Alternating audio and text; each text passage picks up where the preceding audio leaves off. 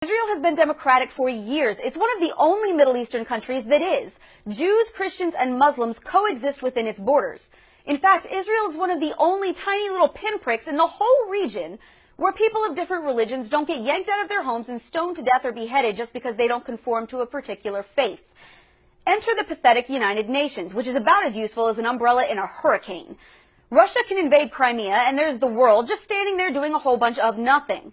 Assad can march into Aleppo and start shooting his own civilians on sight, including women and children, and there's barely a peep out of anybody. In fact, out of the 24 resolutions that the UN adopted this past year, 20 were critical of Israel. Only one resolution condemned Syria. One. Not a word was spoken on China, Cuba, Pakistan, or a slew of other nations who are committing gross human rights violations on a regular basis. But God forbid the Jews, who haven't been able to catch a break since, well, ever, build a few homes on a relatively small strip of disputed land that they have a rightful claim to be on. How dare the Jews defend themselves or purport to have any amount of national sovereignty whatsoever? Never mind that the Palestinian government includes Hamas, a recognized terror organization. We'll just brush right past that. Palestine has for years openly advocated for the liberation of Palestine and the destruction of Israel as a nation.